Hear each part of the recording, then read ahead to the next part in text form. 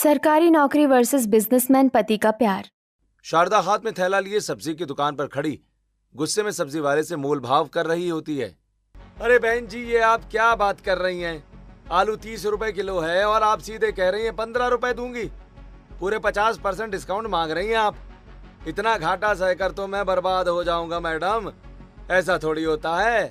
ओ भाई, तुझे पता नहीं है क्या कि मेरा बेटा कौन है? मेरा बेटा सरकारी नौकरी करने वाला है, बहुत जल्द उसकी ज्वाइनिंग होने वाली है। सीधे तरीके से 15 रुपए किलो में आलू देता है या मैं किसी और दुकान वाले के पास से जाकर सामान ले लूं? अरे बहन जी जाइए, आप किसी और के पास से ही ले लीजिए, मुझे नहीं बेचना 15 रुपए में। तेरी इतनी हिम्मत, तू मुझे मना करेगा? रुक, अभी तुझे बताती हूँ। शारदा गुस्से में सब्जी वाले के ठेले को जोर से धक्का दे देती है, जिससे सारी सब्जियां सड़क पर बिखर जाती हैं। ये क्या किया आपने? बदतमीजी तूने शुरू की है। जब मेरा लड़का सरकारी नौकरी करने लगेगा ना, तो सबसे पहले तेरा ये ठेला यहाँ से हटवाऊंगी, तुझे जेल भिजवा दूंगी। क्या जेल? अरे नहीं नहीं बहन जी, आप ऐसा अनर्थ मत कीजिएगा। मैं तो एक गरीब आदमी हूँ, पुलिस के चक्कर में नहीं पड़ना चाहता। आप 15 रुपए क्या, आप ये आलू मुफ्त में ही ले जाइए। सब्जी वाला डर के मारे जल्दी जल्दी ढेर सारे आलू उठाकर शारदा के थैले में भरकर दे देता है। फिर शारदा हाथ में मुफ्त के आलू लेकर शान से घर पहुंचती है, जहां घर के अंदर सतीश, विकास और पिंकी बैठे होते हैं। वही शारदा सबको पूरी कहानी सुनाने लगती है, जिसके बाद सभी लोग शारदा की बात सुनकर हंसने लगते हैं। तभी विकास कहता है, वाह माँ वाह, क्या दिमाग लगाया है आपने। सरकारी नौकरी का नाम सुनते ही उसकी हवा निकल गई। मान गए आपकी स्मार्टनेस को। हाँ माँ, ये तो बहुत सही तरीका है। मैं भी कॉलेज जाते समय ऑटो रिक्शा का भाड़ा नहीं देती हूँ, बस भैया का नाम लेकर कह देती हूँ कि मेरे भैया सरकारी नौकरी करने वाले हैं। भला मैं क्यों पैसे दूं? रिक्शे वाले बेचारे डर जाते हैं। वहीं दूसरी तरफ एक छोटे से घर में माया और आर्यन रहते हैं। तभी आर्यन पसीने में तरबतर होकर अपनी छोटी सी फैक्ट्री से घर आकर कहता है, माँ आज धूप बहुत तेज थी और मैं अपनी ऑर्गेनिक खाद के सैंपल्स लेकर कई जगह पर गया, पर कोई सुनने को तैयार ही नहीं है। मैंने इतनी मेहनत से ये फॉर्मूला ढूंढा है माँ, पानी की ठंडी टंकियां तो महीने में 1-2 बिक जाती हैं, पर मेन बिजनेस नहीं चल रहा। कोई बात नहीं बेटा, तू इसी तरह मेहनत करता रहे। सच्ची लगन कभी बेकार नहीं जाती, तेरा बिजनेस जरूर कामयाब होगा। ऐसे ही कुछ दिन बीतते हैं और एक दिन माया और आर्यन बैल्कनी में खड़े होकर बातें कर रहे होते हैं। तभी बगल वाली बैल्कनी में शारदा और विकास आकर खड़े हो जाते हैं।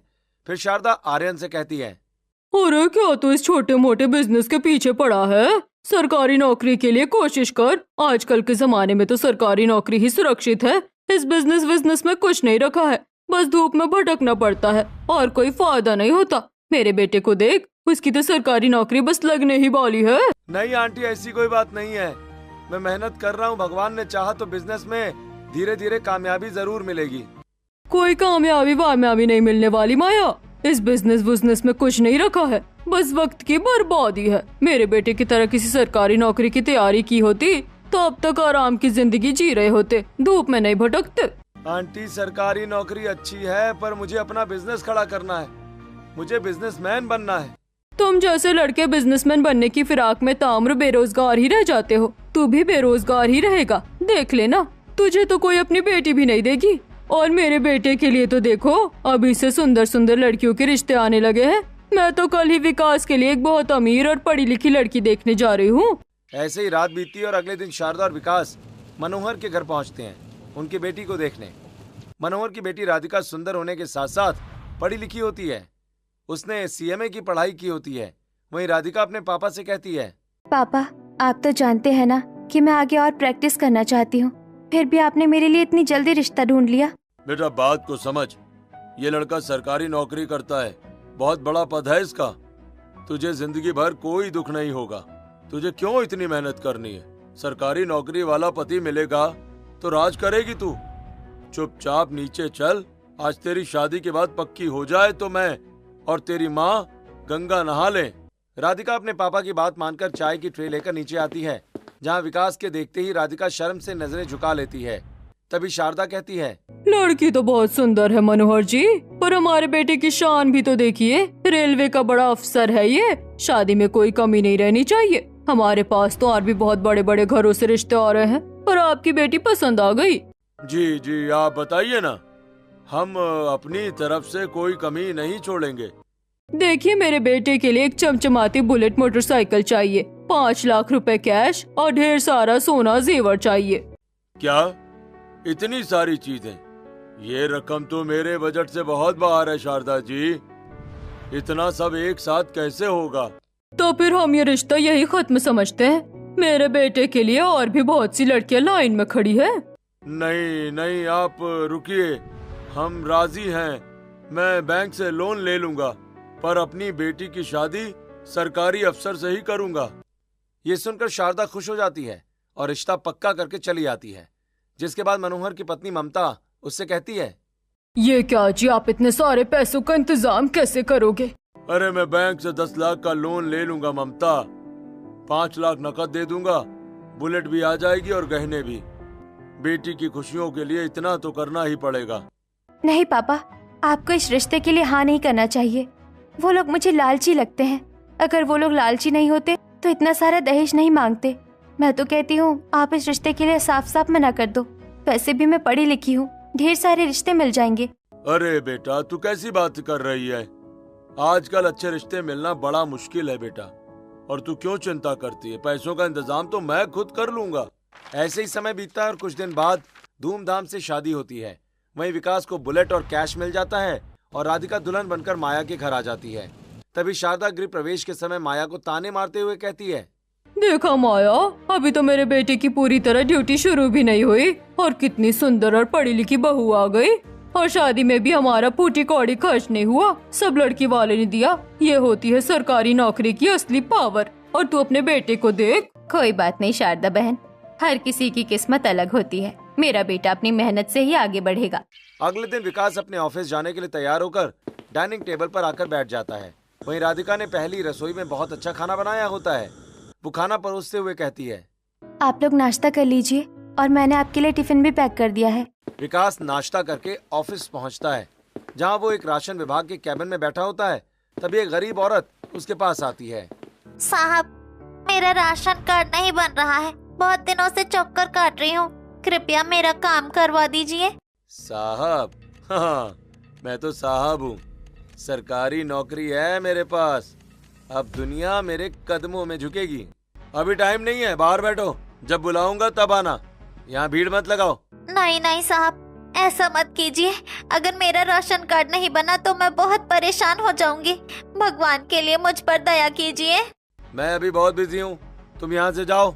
बेचारी गरीब औरत परेशान होकर वहाँ से चली जाती है। ऐसे ही दिन बीत रहे थे और अब धीरे धीरे विकास को अपनी नौकरी का घमंड होने लगता है। और फिर एक शाम वो घर लौटते समय राधिका के लिए गजरा लेकर आता है। ये लो राधिका, आज मैं तुम्हारे लिए गजरा लाया हूँ। शुक्रिया। राधिका अपने पति का व्यवहार देखकर मन ही मन सोचती है, मुझे बहुत अच्छा पति मिला है। भले ही मैं अपना करियर नहीं बना पाई, पर ये मेरा इतना ख्याल रखते हैं। मैं कह रही थी कि आज हम दोनों बाहर चलते हैं, मुझे अपने लिए कुछ सामान लाना है। ओहो, तुम औरतों की तो यही खराब आदत है, जरा सा हंसकर बोलो तो सिर पर चढ़ जाती हो। दिख नहीं रहा है कि मैं थक कर आया हूँ? मुझे कहीं नहीं जाना, बस मैं खाना खाकर सो जाऊंगा। ऐसा कहकर विकास सोने के लिए कमरे में चला जाता है। फिर राधिका अपनी सास के पास जाकर कहती है, माँ जी, इनके पास तो समय नहीं है, मुझे बाजार जाकर अपनी कुछ चीज लानी है, तो प्लीज आप मेरे साथ चलिए। तुझे समझ नहीं आता? जब मेरे बेटे ने मना कर दिया तो तुझे बाहर जाने की क्या जरूरत है? चुपचाप घर का काम कर और घर में रह। जब कभी मेरे बेटे को समय मिलेगा तो वो तुझे ले जाएगा। धीरे धीरे विकास को अपनी सरकारी नौकरी का घमंड होने लगता है और विकास और राधिका के रिश्ते में एक दूरियां आने लगती हैं। इधर आर्यन भी अपने भविष्य के लिए संघर्ष कर रहा था। ऐसे ही समय बीतता है और एक दिन सड़क किनारे आर्यन अपनी खाद और टंकियां रखकर लोगों को उसके बारे में बता रहा होता है। सर, ये देखिए ऑर्गेनिक खाद के पैकेट, मैंने इन्हें खुद नीम, गोबर और राख से तैयार किया है। अगर आप इन्हें अपने गमलों या खेतों में डालेंगे तो फसल बहुत अच्छी होगी। जहर मुक्त खेती के लिए ये बहुत जरूरी है। अरे हटो हटो, हमें इस सब पर विश्वास नहीं है। आजकल तो हम एक केमिकल मारते हैं और फसल तैयार हो जाती है। तुम अपना ये खाद अपने पास ही रखो भाई। हम शॉर्टकट पसंद करते हैं, ये ऑर्गेनिक वार्गेनिक का नाटक बिल्कुल नहीं। आर्यन जाते जाते कई लोगों को अपनी खाद और टंकी के बारे में बताता है, लेकिन लोग उसकी बात नहीं सुनते। फिर आर्यन उदास होकर अपना स्टॉल समेटता है। उसे समझ नहीं आता कि वो लोगों को कैसे समझाए। 4 दिन से एक भी पैकेट नहीं बिका। ऐसे मेरा बिजनेस कैसे चलेगा? ऐसे कुछ दिन और बीत जाते हैं और एक दिन आर्यन अपनी गर्लफ्रेंड ईशा के साथ पार्क में बैठा होता है। तभी ईशा आर्यन से कहती है, आर्यन, तुम इतने उदास क्यों हो? कुछ ना कुछ रास्ता जरूर निकलेगा, तुम हार मत मानो। ईशा, जब तक काम सेट नहीं होता मैं तुमसे शादी कैसे कर सकता हूँ? तुम्हारे पिता कभी नहीं मानेंगे यार। नहीं नहीं, तुम्हें कल ही मेरे घर रिश्ता लेकर आना होगा आर्यन। मेरे पापा पहले ही मुझे 5 लड़के दिखा चुके हैं। मैंने किसी की नाक टेढ़ी है तो किसी की आँख, ये कहकर मना कर दिया है। अब छठे लड़के को क्या कहूँगी? तुम कल ही आओ। कल? अच्छा ठीक है, मैं आज ही माँ से बात करता हूँ। रात को आर्यन अपनी माँ माया के पास बैठकर कहता है, माँ मुझे ईशा पसंद है। उसके घर वाले उसकी शादी कहीं और करना चाहते हैं। मुझे कल ही रिश्ता लेकर जाना पड़ेगा माँ। अगर तू खुश है तो मैं तेरे साथ हूँ बेटा। कल हम उनके घर जरूर चलेंगे। अगले दिन आर्यन और माया ईशा के घर पहुंचते हैं। ईशा के पिता बहुत गुस्से में आर्यन को देखते हुए कहते हैं, अच्छा तो तुम क्या काम करते हो? सर, मैं ऑर्गेनिक खाद बनाता हूँ। तो तुम कहना चाहते हो कि तुम खाद और टंकी बेचकर मेरी अमीर बेटी का घर चला लोगे और उसे खुश रख लोगे? अभी बिजनेस नया है, मैं उस पर बहुत मेहनत कर रहा हूँ सर, और मुझे पूरा विश्वास है कि इसका भविष्य बहुत अच्छा है। मैं ईशा को बहुत खुश रखूंगा। मतलब अभी बेरोजगार हो, किसी स्टार्टअप करने वाले से मैं अपनी बेटी की शादी नहीं करवा सकता। पापा बस कीजिए, आप कैसी बातें कर रहे हैं? मैंने आपको बताया था ना कि मैं आर्यन को पसंद करती हूँ। मैंने ही इन्हें बुलाया है। शादी तो मैं इन्हीं से करूंगी, चाहे कुछ भी हो जाए।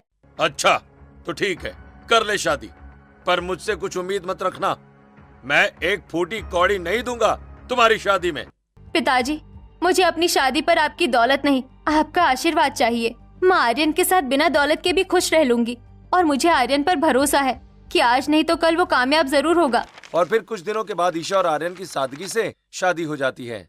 ईशा अपने नए घर में गृह प्रवेश कर ही रही होती है कि शारदा बालकनी से उसे देख रही होती है कि तभी माया उससे कहती है, अरे शारदा बहन, बालकनी से क्यों देख रही हो? आओ ना, तुम भी नई बहू के स्वागत में शामिल हो जाओ। अरे माया, ये क्या फटीचर बहू लेकर आई है? ना कोई बैंड बाजा, ना कोई दान दहेज। मुझे नहीं आना किसी बेरोजगार की बीवी के स्वागत में। तुम कराओ अपनी गरीब बहू का गृह प्रवेश, मैं तो अंदर जा रही हूँ। कोई बात नहीं शारदा बहन, जैसी तुम्हारी मर्जी। गृह प्रवेश मैं खुद ही करवा देती हूँ। इतना कहकर माया अपनी बहू का गृह प्रवेश करवाकर उससे कहती है, बहू तुम थक गई होगी, अपने कमरे में जाकर आराम कर लो। जिसके बाद ईशा अपने कमरे में जाकर आराम करती है। फिर अगले दिन सुबह अपनी सास के कहने पर ईशा रसोई में अपनी पहली रसोई का खाना बना रही थी। तभी आर्यन वहां आकर कहता है, क्या बात है ईशा, तुम तो अपनी पहली रसोई का खाना बनाते समय पसीने से भीग गई। क्या मैं तुम्हारी थोड़ी मदद कर दूं?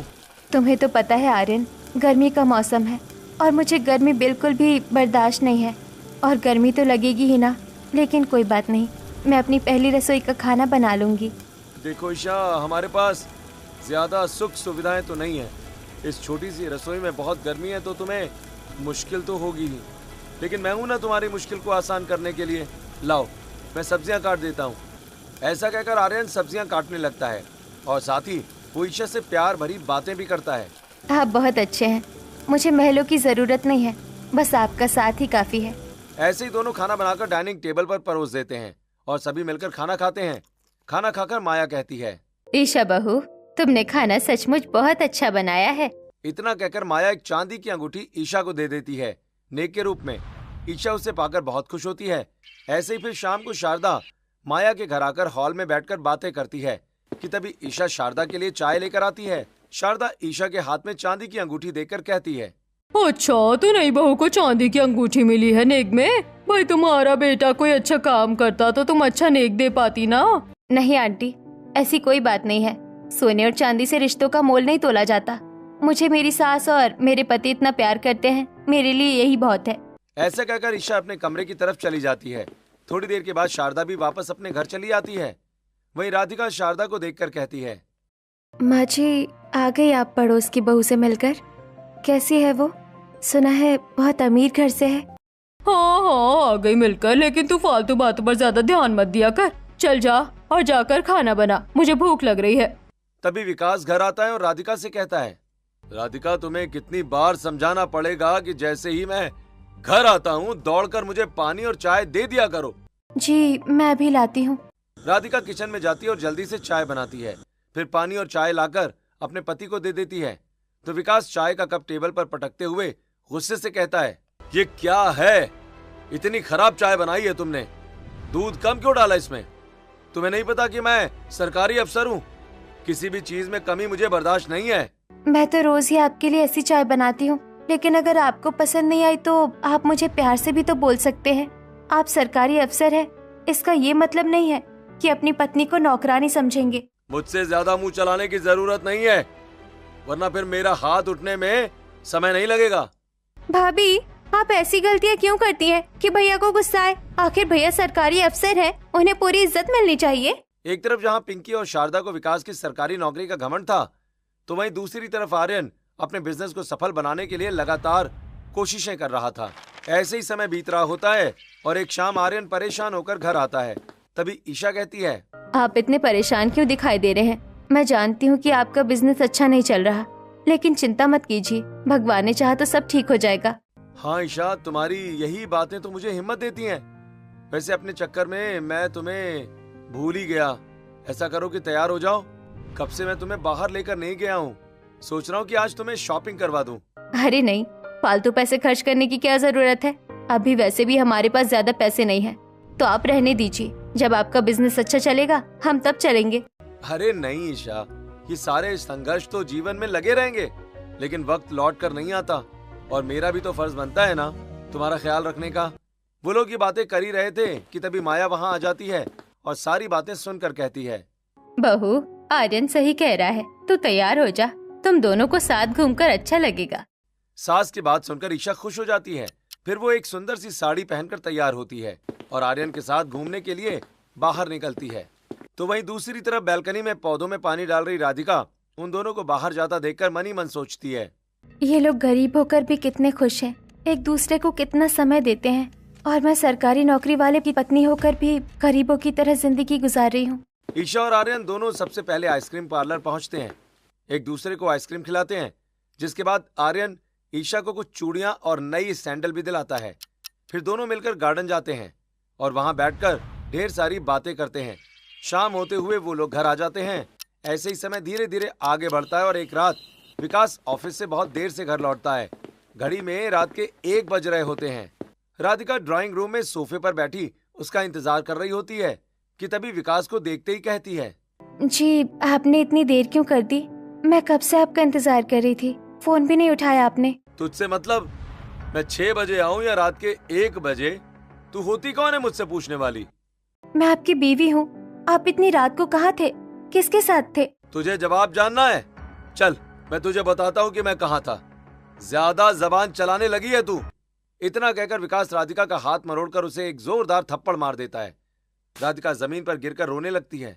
राधिका की आवाज सुनकर शारदा और पिंकी वहाँ आ जाती हैं और कहती हैं, क्या हुआ, इतना शोर क्यों मचा रखा है तूने राधिका? माँ जी देखिए, इन्होंने मुझे थप्पड़ मारा। मैंने तो बस इतना पूछा था कि ये इतनी देर से क्यों आए हैं। मैं इनके लिए भूखी बैठी थी। तो क्या गलत किया मेरे बेटे ने? दिन भर ऑफिस में फाइलें निपटाता है, थक हार कर दोस्तों के साथ मौज मस्ती करने चला गया, तो तुझे मिर्ची क्यों लग रही है? पर माँ जी इन्होंने मुझे मारा। अपनी बहू की बात सुनकर शारदा भी उसे एक थप्पड़ मारते हुए कहती है, एक थप्पड़ कम पड़ा क्या जो फिर से बोल रही है? जा यहाँ से, वरना आज रात भूखा ही सुला दूंगी। भाभी आपको कितनी बार समझाया है कि भैया सरकारी अफसर है, उनसे ज्यादा सवाल जवाब करना अच्छी बात नहीं है, लेकिन आपको तो पिटने का शौक है। राधिका सिसकते हुए रसोई में चली जाती है। वहीं दूसरी तरफ आर्यन के घर में माहौल बिल्कुल अलग होता है। आर्यन गजरा लेकर किचन में जाता है जहाँ ईशा खाना बना रही होती है। तभी वो उसे कमर से पकड़ लेता है और वो चौंक जाती है। तभी आर्यन उसे गजरा देते हुए कहता है, हे डार्लिंग, तुम्हारे लिए। Thank you so much dear. वैसे बताओ तुम्हारा काम कैसा चल रहा है? अभी तो कुछ खास नहीं चल रहा है, लेकिन तुम्हारा प्यार अगर मुझ पर यूं ही बरसता रहा तो मुझे विश्वास है कि एक दिन मेरा काम आसमान को छुएगा। एक तरफ जहां आर्यन और ईशा के रिश्ते में प्यार बढ़ता जा रहा था, तो वहीं दूसरी तरफ विकास अपनी नौकरी के घमंड में अपनी हदों को भूलता जा रहा था। ऐसे ही कुछ दिन बीतते हैं और एक दिन विकास अपनी गर्लफ्रेंड से फोन पर बात कर रहा होता है। अरे no baby, I love you too. मैं भी तुमसे बहुत प्यार करता हूँ और तुम्हारे बिना नहीं रह सकता यार। राधिका, वो तो बस मेरे घर की नौकरानी है, मेरा दिल तो तुम्हारे पास है। राधिका दरवाजे के पीछे खड़ी होकर ये सब सुन लेती है। उसका दिल टूट जाता है। तभी वो कमरे के अंदर जाकर गुस्से में कहती है, आप किससे बात कर रहे थे? ये कौन लड़की थी जिसे आप आई लव यू कह रहे थे? तू फिर से जासूसी कर रही है। तुझे मना किया था ना कि मेरे पर्सनल मामलों में मत पड़। आप मुझे धोखा दे रहे हैं। मैंने सब सुन लिया। आपकी कोई गर्लफ्रेंड है। मैं ये सब बर्दाश्त नहीं करूंगी। ज्यादा चू चपड़ की ना तो तेरे हाथ पैर तोड़ दूंगा मैं। औकात में रहे अपनी। हाथ लगाकर दिखाइए। मैं अब चुप नहीं रहूंगी। मैं अभी पुलिस कंप्लेन करूंगी। इतना सुनते ही विकास अपना आपा खो देता है और अपनी कमर से बेल्ट निकालकर राधिका के बालों को पकड़कर उसे बेरहमी से पीटने लगता है। पुलिस बुलाएगी? हाँ, पुलिस बुलाएगी। ले बुला पुलिस। देखो कौन आता है तुझे बचाने। सरकारी नौकरी है मेरी। पुलिस मेरी जेब में रहती है। राधिका दर्द से चीखती रहती है, पर शारदा और सतीश कमरे के बाहर खड़े होकर मुस्कुराते रहते हैं। वही राधिका मार खाते खाते बेहोश हो जाती है। फिर अगले दिन जब वो अपनी सास के पास जाकर कहती है, माँ जी, देखिए मेरे शरीर पर ये नीले निशान। विकास ने मुझे बेल्ट से मारा है। क्या यही संस्कार है आपके? चुप रह। इसमें से एक भी दाग किसी बाहरी को दिखा या तूने पुलिस में शिकायत करने की कोशिश की तो तुझे इसी घर में जिंदा जला दूंगी और दुनिया को कह दूंगी कि गैस सिलेंडर फट गया। तभी पिंकी भी वहाँ आती है और सारी बातें सुनकर कहती है, अरे भाभी, आपको इतना नहीं पता कि सरकारी नौकरी वालों की 2-3 गर्लफ्रेंड होती है। भैया ने तो फिर भी एक ही गर्लफ्रेंड रखी है। इसमें इतना बुरा मानने वाली क्या बात है? आप हर बात का पतंगड़ बनाओगी तो आपको और मार खाना पड़ेगा। राधिका डर के मारे सहम जाती है। ऐसे ही कुछ दिन बीतते हैं। उधर राधिका अपने पति के जुल्मों से परेशान थी, तो इधर ईशा अपने पति का प्यार पाकर अपने आप को भाग्यशाली समझ रही थी। ऐसे ही एक दिन ईशा बड़े प्यार से आर्यन से कहती है, आर्यन, तुम्हारी खाद और टंकियाँ बहुत अच्छी है, पर हमारा डिस्ट्रीब्यूशन चैनल कमजोर है। हमें सीधे किसानों तक पहुँचना होगा। चलो कल हम पास के गाँव चलते हैं। वहाँ हम खुद किसानों को समझाएंगे। मैं भी तुम्हारे साथ चलूंगी। हाँ ईशा, तुम सही कहती हो। मुझे भी ऐसा लगता है कि हमें किसानों तक पहुंचना होगा। हम दोनों कल साथ चलेंगे। अगले दिन आर्यन और ईशा ट्रेन से पास के गांव में पहुंचते हैं। वहां सरपंच और कुछ किसान बरगद के पेड़ के नीचे बैठे होते हैं। वहीं आर्यन सभी को समझाते हुए कहता है, किसान भाइयों, ये खाद बिल्कुल ऑर्गेनिक है। इससे आपकी मिट्टी खराब नहीं होगी और फसल की पैदावार भी बढ़ेगी। आर्यन किसानों को ये सारी बातें समझा रहा था कि तभी गांव का सरपंच भी पीछे आकर खड़ा हो जाता है और आर्यन की सारी बातें सुनने के बाद आर्यन से कहता है, बेटा, हम तो बरसों से खाद इस्तेमाल कर रहे हैं।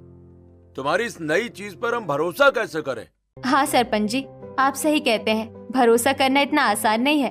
आप इसे अभी मत खरीदिए। हम आपको 100 पैकेट मुफ्त में दे रहे हैं। आप इन्हें अपने एक खेत में डालिए और फर्क देखिए। अगर आपको फायदा लगे तभी आप शहर आकर हमसे खरीदिएगा। बस एक मौका देकर देखिए। इसी तरह ईशा और आर्यन अलग अलग जगह पर किसानों को सैंपल देकर अपनी बात समझाते हैं और घर लौट आते हैं। उनके जाने के बाद किसान आपस में बात करते हैं। सरपंच जी सभी लोगों से कहते हैं, भाई उन दोनों की बातों में दम तो था।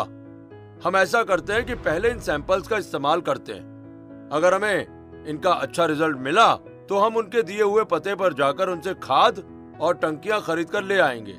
जिसके बाद किसान उन खाद और टंकियों का इस्तेमाल करते हैं। ऐसे ही कुछ दिन बीत जाते हैं और फिर कुछ ही हफ्तों में आर्यन के पास गांव से ऑर्डर आने शुरू हो जाते हैं।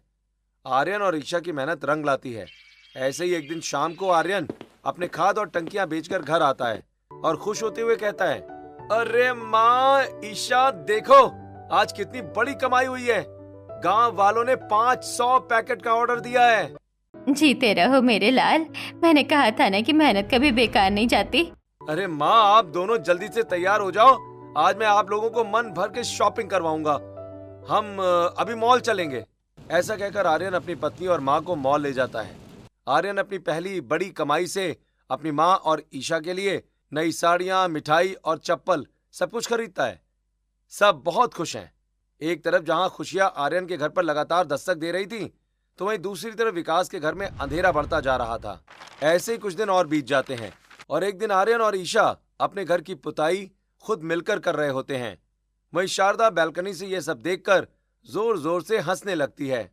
अरे ओ माया, क्या मजदूरों के पैसे नहीं है जो बहू बेटे से पुताई करवा रही है? इस लड़की के तो भाग ही फूटे हैं। इसे किसी सरकारी नौकरी वाले से शादी करनी चाहिए थी। कम से कम नौकर चाकर तो होते। या तो इसे खुद मजदूर बनना पड़ रहा है। शारदा बहन, जो काम अपने हाथ से किया जा सकता है उसे करने से कोई छोटा बड़ा नहीं होता। हम अपने घर को संवार रहे हैं, इसमें हमें गर्व है। वहीं दूसरी तरफ राधिका की हालत बहुत खराब होती है। शारदा उससे पूरे घर की सफाई अकेले करवाती है। वहीं राधिका के चेहरे पर थकान साफ साफ दिखती है। उसका चेहरा काला पड़ गया होता है। वो अपने घायल हाथों से सफाई कर रही होती है कि तभी शारदा वहां आकर कहती है, एक दिन का काम तो 2 दिन में कर रही है, जल्दी जल्दी कर, वरना विकास को फिर से बेल्ट उठानी पड़ेगी। राधिका डर कर काम में लग जाती है। उधर विकास अपने कमरे में बैठकर शराब पी रहा है। ऐसे ही दिन बीतते हैं और दिवाली का दिन आ जाता है। दिवाली के दिन आर्यन अपने घर में एक नई छोटी गाड़ी लेकर आता है जिसकी वो लोग पूजा करते हैं।